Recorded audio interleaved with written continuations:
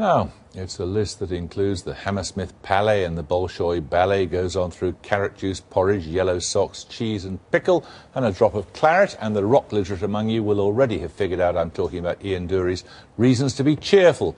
But staying happy is now not just about what you can do for yourself, but what the government might be able to do for you. One of the top theorists of well-being, the American psychologist Martin Seligman, is in London telling anyone who will listen how to go about it.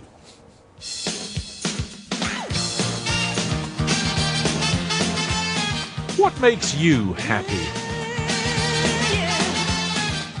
In 2002, Professor Martin Seligman's theory, authentic happiness, laid out a way of scoring the happiness of individuals.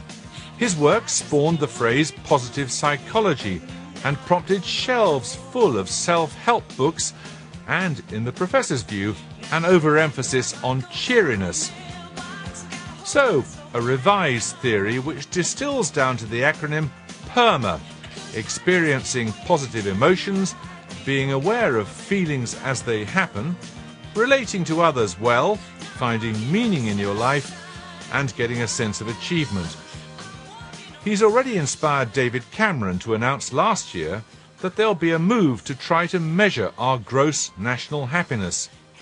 If your goal in politics is to help make a better life for people, which mine is, and if you know both in your gut and from a huge body of evidence that prosperity alone can't deliver a better life, then you've got to take practical steps to make sure government is properly focused on our quality of life as well as economic growth. Now, if this is all sounding a little pie in the sky and woolly, rest assured, the Office of National Statistics is currently phoning 200,000 households to try to measure how happy we are. But at a time of cuts in public spending and demonstrations on the streets, it's an interesting era in which to do it. And Professor Seligman is here now. Can you really make people feel well at a time like this? Well, yes, I actually think you can. The question is, how's life going for you, or how's life going for a nation?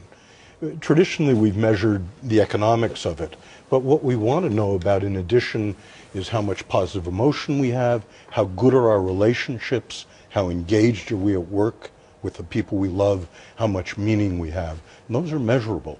Are you a naturally cheery chap? No, quite the opposite. I'm a born pessimist and a depressive. Actually, I think only a pessimist can do serious science on optimism and cheerfulness. Yes, doesn't that make you wonder whether it's really worth aiming for?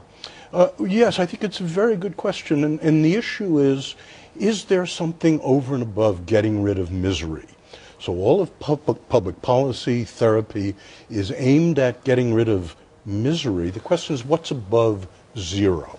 And that's what positive psychology is about. Okay, well-being is somewhere above zero. Yes, so beauty is not just the absence of ugliness, bravery is not just the absence of cowardice, and well-being is not just the absence of misery. It's the presence of real things. But isn't it an immensely selfish preoccupation?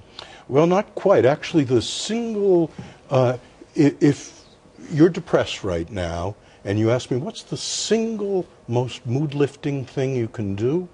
It's to go out and help another person. Turns out the way our hedonic system is built, doing something for another person, probably the single biggest boost. So all our viewers sitting at home tonight, how can they give them one piece of advice about improving their sense of well-being about life? Well, there are quite a number of pieces, but one easy piece is when we have people every night before they go to sleep write down 3 things that went well today and why they went well. It's addicting, and 6 months later, in random assignment placebo-controlled tests, people who do this are happier, higher life satisfaction, lower depression. Being conscious of the things that go well in your life.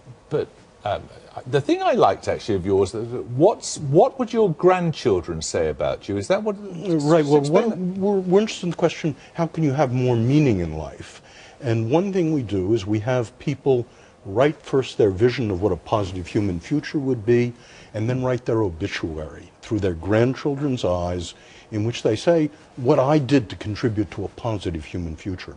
Builds meaning and purpose in life. And how is David Cameron supposed to apply this, do you think? Well, I think the first question is if we don't measure the right thing, we don't do the right thing. And all we've measured is money. And so the question is first, measuring well-being. Well, it turns out over the last decade, people have found ways of measuring pretty much as well as we can measure schizophrenia or alcoholism, meaning in life, positive emotion, engagement at work, relations with others. So the first thing is to measure the well-being of the British people, and then, and I think this is quite bold of the Prime Minister, to hold oneself accountable for changes in well-being by public policy. And give us an example. Well, one thing I work on is schools and school systems, actually in Britain as well as Australia and the United States. So what we do is we take teachers and we teach them the skills of well-being in their own life, and then how to teach it to 10 to 12-year-old children. And then what we do is we follow the children through puberty. And what we find is when teachers learn the skills of well-being, for the next couple of years, children have less depression, less anxiety, and better conduct. So that's an example of a public policy in education that leads to greater well-being. And if I were to say to you, look, a pig lying around in muck is content, what would you say? Well, I'm not really after contentment. So I think contentment and the smiley face are not the variables of real psychological interest. They are things like how engaged are you at work, how good are your relations, how much meaning do you have in life. Pig lying around in muck doesn't have a lot of meaning in life. And you believe you can give people meaning in life? Yes, it turns out that unlike the smiley face, which is highly heritable, your parents pass it on to you, meaning in life is everyone's birthright, and it's learnable. And it's teachable by teachers to children. It's teachable in the United States Army. Professor Seligman, thank you.